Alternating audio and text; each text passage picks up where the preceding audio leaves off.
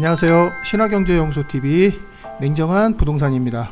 오늘 시간은 부동산 평론 시간으로서 아파트 가격 폭락하려면 이것이 더 낮아져야 한다 라는 주제를 가지고 말씀드리고자 합니다. 먼저 구독과 좋아요 한 번씩 꼭 부탁드리겠습니다.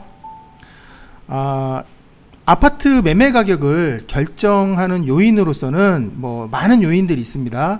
그런데 이제 제가 봤을 때는 한 5가지 정도로 이제 크게 요인을 들 수 있는데, 당연히 이제 아파트도 재화기 때문에 수요 공급에 영향을 받고요. 매매 가격이. 그다음 금리도 영향을 끼치고요. 전세 가격, 또 아파트 같은 경우 특히 부동산은 정부의 정책에 따라서 많이 그 가격에 있어서 등락을 좌우하죠. 세금 규제가 많으면 당연히 이제 그 수요 공급에도 영향을 미치죠. 내놓는 양도세 부담 때문에 공급이 줄어들고요. 또 이제 여러 가지 요인이 있기 때문에 이런 정부 정책도 충분히 영향을 미칠 수 있고요. 그 다음에 저는 약간 더 중요하게 생각하는 것이 부동산 심리라고 볼 수 있겠죠. 지금 같은 상황에서는 당연히 이제 모든 언론 기사들, 그리고 이제 일부 단지가 이제 매매가가 한 2, 3억씩 정도 하락을 하다 보니까, 또 금리가 지금 너무 높아 있죠. 기준금리가 지금 굉장히 높아 있는 상태. 예전에 우리가 불과 2, 3년 전만 하더라도, 코로나 전만 하더라도 지금 금리는 굉장히 높은 상태이기 때문에 이러한 부동산 심리가 이런 수요 공급이라든지 금리, 전세 가격, 정부 정책에 모든 영향을 받아서 심리가 지금 급격히 어느 정도 지금 얼어붙어 있는 상태죠. 그래서 이런 아파트 가격이 결국은 이러한 5가지 정도의 요인에 의해서 이제 좌우를 받는다, 영향을 받는다라고 생각하시면 됩니다. 자, 그런데 제가 조금 더 이제 중요하게 보는 건 뭐냐면 주택 구입 부담 지수 추이예요.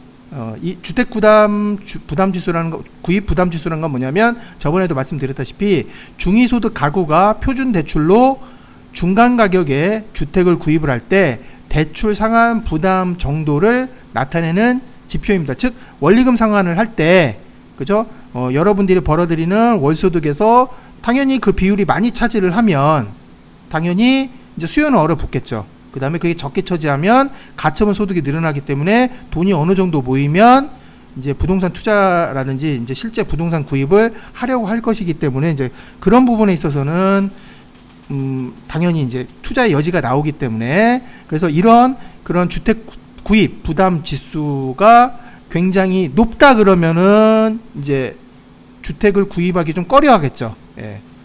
대충 원리금 상환이 소득에 차지하는 비중이 높기 때문에, 그 다음에 이게 낮다라고 그러면 이제 일정 부분은 가처분 소득이 늘어나기 때문에 투자하려고 할 것이고요.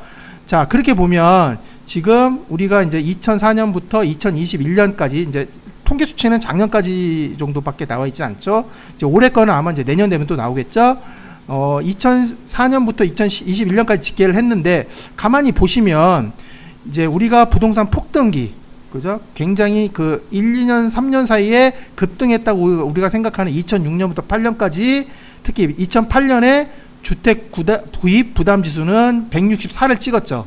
그 다음에 우리가 이제 그 다음부터는 이제 리만 브라더스 사태 터지고 그 이후에 이명박 정부, 박근혜 정부 들어오면서 이제 부동산 경기가 급냉을 하죠. 그래서 침체되다 보니까 이제 구입을 많이 안 하게 되겠죠. 그러면서 이제 부동산 가격이 일정 부분은 하락을 한 건 사실이에요. 그래서 2015년도 1분기를 보면 83.7까지 내려왔죠.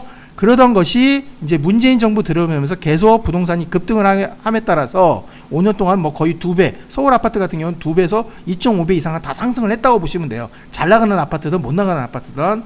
그랬을 때 지금 2021년 4분기 봤을 때는 199까지 찍었고요. 지금 아마 계산을 해보면 2022년도 지금 정도 상황을 계산해 보면 아마 204나 5 정도까지는 지금 가지 않나 싶어요. 그러면 지금이 어느 정도는 주택 구입 부담 지수는 최대가 되었다고 볼 수 있어요. 그러면 이제 굉장히 대출 원리금 상환 비율이 높아지기 때문에, 소득 대비해서 높아지기 때문에 지금은 굉장히 부동산 구입을 하는 게 굉장히 꺼려하겠죠. 그게 이제 거의 모가지까지 찼다는 얘기예요. 자, 그런데 제가 하나 더 중요시하게 또 생각하는 건 뭐냐면 이것까지 같이 보셔야 된다는 얘기예요. 서울 아파트 전세가 비율입니다. 저는 이게 어느 정도는 이제 우리나라의 어떤 그런 특정한 거죠. 전세라는 제도가 있는 거 이제 있다라는 것이. 근데 우리나라의 전세는 뭐냐면 매매로 가기에는 하나의 징검다리 역할, 중간에 교두보 역할을 하기 때문에 반드시 아파트 매매가의 등락을 설명하려면 서울 아파트 전세가 비율은 반드시 보고 넘어가셔야 돼요. 자, 이걸 보시면 역시 이것도 97년도부터 이제 올해 2022년도까지 서울 아파트 전세가 비율을 이제 집계를 한 건데, 가만히 보시면 자, 2000년도 초반에 그때 버블닷컴부터 해가지고 김대중 정부가 이제 IMF 사태로 인해 가지고 국내의 어떤 경기라든지 모든 경제가 침체됐었죠. 그거를 살려내기 위해서 엄청나게 많은 경기 부양책을 썼고, 그 다음에 아파트 이제 특히 서울에 있는 부동산의 어떤 애지간한 세금 규제라든지 이런 것들 다 풀어버렸어요. 분양권 전매제한도 다 풀어버렸고요. 이제 왜냐하면 부동산 경기를 활성화 시켜야지만 경제 성장률 증가에 어느 정도 이익을 담당하기 때문에, 그래서 이때 상당수 많은 규제를 풀어줘서 2000년도에 실제 부동산 가격이 많이 급등을 했습니다. 예, 급등을 했고요. 자, 이렇게 쭉 보시면 자, 2009년도도 급등을 많이 했고요.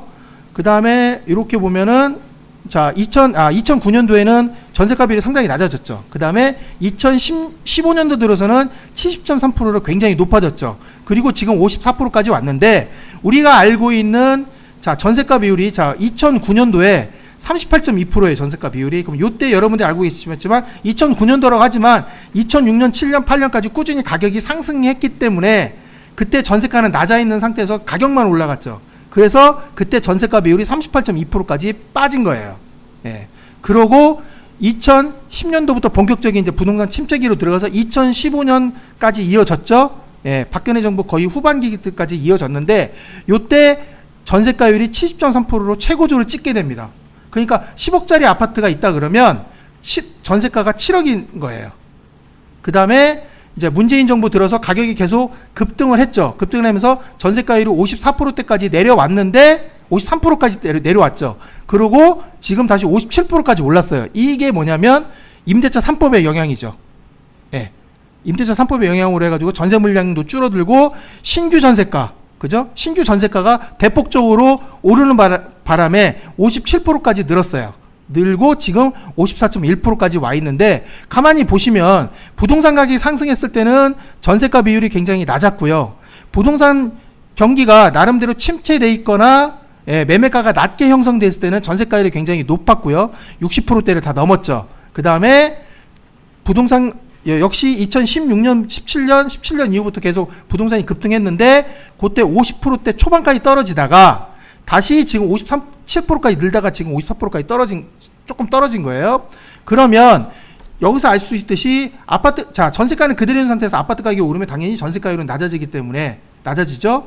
그리고 아파트 가격이 상당히 안정돼 있으면 전세가율이 높아요. 그러면 전세가율이 높으면 높을수록 그 최정점에 있는 시기부터는 사람들이 본격적으로 뭐냐면 전세로 사는 데보다는, 왜냐면 차라리 이 정도 금액이면 매매가가 전세가가 큰 차이가 없다 그러면 차라리 그냥 매매로 사버리죠.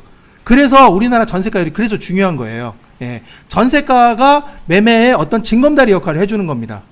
그리고 일정 부분은 만약에 매매가하고 전세가하고 갭이 너무 많이 벌어진다 그러면 그때는 사람들이 사지는 않죠. 왜? 집값이 너무 많이 올라있기 때문에 빠지는 걸 기대하면서 그냥 전세로 눌러 앉게 되는 거예요. 실제 2013년, 14년, 15년 때 요때 굉장히 전세가 비율이 높았죠. 왜 그러냐면 그때 부동산 경기 굉장히 안 좋았고, 그러기 때문에 대부분의 사람들이 뭐냐면 전세를 그냥 눌러 있었던 거예요. 그러면서 부동산 가격은 꾸준히 약보합세를 그리면서 꾸준히 그냥 유지를 했었죠. 하락 유지를 했던 거예요. 그러면서 2015년부터 본격적으로 이제 전세가율이 최고로 찍으면서 사람들이 아파트를 사기 시작한 거예요. 그렇게 놓고 보시면 되는데, 실제 보면 이렇게 2019년에서 20년 사이, 특히 19년에 보면 53.6%까지 상당히 좀 하락을 했었죠. 이거는 이때는 뭐냐면 여러분도 아시다시피 2019년도, 20년도에 많이 올랐거든요. 특히 19년도에요. 그때 오른 상태에서 보시면 전세가는 거의 그대로 있었어요. 그런데 임대차 3법 영향으로 그러니까 이 상태를 그대로 뒀었으면은 오히려 아파트 가격 상당히 뭐 하락하지는 않았지만 약보합세로 계속 갈 수도 있었는데, 2020년에 임대차 3법으로 인해서 전세가가 올라가는 바람에 다시 전세가의 비율이 높아진 거예요. 그렇게 보시면 됩니다. 그러면 제가 이걸 왜 설명을 하냐면 요거 보실게요. 자, 2009년도에 38.2%였어요. 여러분들. 마찬가지로 2008년까지 엄청나게 올랐죠. 전세가는 그대로 있으면서. 그 다음에 2015년도에 70% 찍었고요. 그러면 자, 요때 그러면 우리가 아까 앞에서 말씀드렸다시피 전세가가 높이 올라져 있을 때 그때 사람들이 투자를 하고 전세가율이 많이 낮아 있을 때 이제는 아파트하고 전세가의 갭이 많이 벌어지기 때문에 사람들이 이제 아파트를 안 사고 그냥 전세로 계속 눌려, 왜 아파트 가격이 떨어져야 내가 아파트를 사기 때문에 전세로 눌려앉는 경향이 많은데, 자 보시면 2009년도 요때는 뭐냐면, 자 요때 전세가율이 높았는데 요때는 뭐냐면 실제 전세 자금 대출이 그렇게 활성화되지는 않았어요. 한도가 많아봤자 1억 내지 2억이었어요. 그런데 2015년부터 전세 자금 대출 한도가 5억 원으로 확대되면서 요때 보시면 대출이 급증을 했었어요. 실제적으로 2014년 15년도 아직까지 부동산을 내고 아파트를 사야지라는 그런 매수 의사가 강력하게 나타났던 시기는 아니었어요. 전세로 조금 눌러앉던 시기가 강했고, 또 이때 전세 자금 대출 한도가 5억 원으로 늘어나면서 전세가율이 급등을 하게 됩니다. 그래서 보시면, 그래서 이제 2000년 이거에 아까 여기는 자 위에도 보시면 2000년도에 보시면 97년도 이때 뭐 전세가율이 되게 낮았죠. 51% 되게 낮았잖아요. 이때 자 이때는 뭐냐면 전세가율이 50% 60% 그 사이 때는 대출이 없었어요. 전세자금 대출 자체가 없었기 때문에 없었는데 2015년도에 전세가 대출이 5억 원으로 늘면서 70.3%까지 갔잖아요. 그러면 이 표를 그냥 그대로 적용하면 안 된다는 얘기예요. 그러니까 그러면 일부 전문가들이 전세가율 38%에서 40% 정도는 떨어져야 부동산 가격이 본격적으로 하락장 직면한다, 이렇게 말하기는 좀 곤란해요. 왜냐하면 2015년도부터 전세자금 대출이 5억 원으로 확대됐기 때문에 지금도 계속 전세자금 대출은 살아있잖아요. 대출 금리가 상승해서 그렇지 대출 한도는 지금 계속 지원을 해주고 있어요. 그렇기 때문에 이걸 액면 그대로 받아들이면 안 된다는 얘기예요. 그러면 2000년도에 전세가율이 60%인데 이때는 대출이 없었고 2015년도에 70%였죠. 그러면 약 10% 정도가 올라간 거잖아요. 이 대출에 의해서. 그러면 10% 정도는 감안을 해서 보셔야 된다. 약간 업해서 보셔야 된다는 얘기예요. 그러면 2009년도 서울 아파트 전세가율이 38.2%잖아요. 그러면 38.2%, 즉 40% 밑에까지 떨어져야 아파트가 본격적으로 하락장에 진입한다, 이런 얘기를 하면 안 된다는 얘기죠. 지금은 오히려 이 10%를 감안해야 된다는 얘기예요. 그래서 10%를 감안했을 때 대략 47%에서 48% 정도는 되어야 아파트 가격이 하락장세로 접어든다는 얘기예요. 그래서 지금은 54. 서울의 아파트의 전세가율이 54%예요. 그러면 이게 계속 그러니까 전세가율이 떨어진다는 얘기는 뭡니까? 전세가는 그대로 형성해서 매가가 떨어진다든지, 아니면 매가가 그대로인 상황이라면 전세가가 떨어지는, 둘 중에 하나는 떨어져야 된다는 얘기잖아요. 그래서 47, 8% 정도 수준까지는 내려와야 이제는 본격적으로 이제 하락 조정으로 들어가는구나 라고 얘기할 수 있는 거예요. 제가 오늘 하고자 하는 얘기가 바로 이 얘기입니다. 즉 전세가율이 47% 이하 정도는 계속 이제 내려와 줘야 실제적으로 그때 갭이 커지겠죠. 매매가하고 전세가 갭이 커지기 때문에 그때부터는 본격적으로 사람들이 이제는 뭐냐면 아파트 사기를 굉장히 꺼려한다는 얘기예요. 지금은 금리 상승이고 어떤 단지에서 뭐 일부 몇 개 샘플이 뭐 몇 개 물건이 뭐 폭락했다, 그런 것 때문에 지금 사람들이 조금 냉각기로 들어가는 초입 단계지만, 제가 보는 직접적인 그런 아파트의 하락 장세의 본격적인 국면은 전세가율이 50% 밑에, 즉 47%에서 48% 정도 이하로 내려와야 본격적인 하락 장세가 된다. 이게 어떻게 보면 오늘 주제라고 볼 수 있죠. 그러면 자, 제가 뭐 아까 서울의 평균이 54%였죠. 그런데 자, 일부 아파트들 제가 한번 따져봤어요. 좀 단지수가 좀 있고 나름대로 사람들 수요가 좀 높은 아파트들 위주로 해서 그리 비싸지 않은 아파트 위주로 해서 제가 이제 했는데, 보시면 창동에 있는 동화 청솔 아파트 같은 경우는 97년도 입주했는데 매매가 평균이 11억 6천이에요. 근데 네이버 가보시면은 실제 매매 가격대는 10억 5천에서 12억 5천으로 형성이 돼 있어요. 그런데 요게 실거래 매매가 최고가 약 11억 9천 9백까지 거래가 됐네요. 다 작년 거래예요. 작년 7월달 거래인데 지금 현재 전세가 평균이 5.4억이에요. 5억 4천이면 지금 전세가 비율이 거의 47%죠. 46.8%면. 그러면 지금 요 11억 6천은 나름대로 적정가라 이거예요. 여기서 만약에 더 떨어진다. 11억 6천. 그러니까 지금 근데 웃긴 게 뭐냐면 매매 가격대는 지금 15억 5천에서 12억 5천이죠. 그러면 딱 보시면 11억대에서 12억 사이 가격이 굉장히 많다는 얘기예요. 그러면 적어도 11억 6천 이하, 즉 11억 6억대 초반 정도 이하로 전반적인 매물 가격이 내려오면 그때는 저는 이건 하락으로 전 인정을 한다는 얘기예요. 그렇게 보시면 되겠고요. 옥수동에 있는 리버젠 같은 경우는 2012년에 입주했는데, 자, 매매 가격대는 현재 지금 19억 5천에서 24억까지 고르게 분포되어 있어요. 저가에서 고가 매물까지 나와 있어요. 그런데 매매가 평균을 보시면은 제가 평균 다 따져봤는데 21억이에요. 그런데 작년에 21년 9월에 실거래 매매 가격이 21억이었어요. 그런데 지금 19억 5천 되는 매물은 많지는 않아요. 왜? 평균가가 21억에 설정되어 있다는 얘기는 아무래도 21억부터 23억 정도 될 물건이 많다는 얘기예요, 지금. 그러니까 21억이 지금 형성이 돼 있는데, 요게 현재 지금 전세가 비율이 56.2%예요. 그러면 아까 말한 대로 47%대까지 가려면 아직도 멀었죠. 그러면 이거를 47%로 제가 전세가를 환산해 봤어요. 환산해 봤더니 지금 환산해 봤더니 9억 9천, 약 10억 정도가 떨어져야지만이 이 매가가 이제 내려온다는 얘기예요. 이게 딱 47%거든요. 그렇게 보시면 된다는 얘기예요.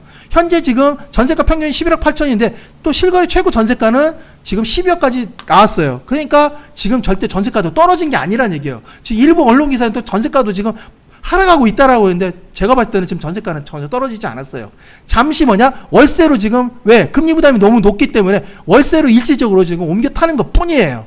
만약에 내년 중반기 이후로 지금의 금리 상승 분위기가 어느 정도 진정돼서 이게 보합세는 이제 그때부터 약간씩 또 빠진다 그러면 다시 전세로 옮겨 붙을 수도 있어요.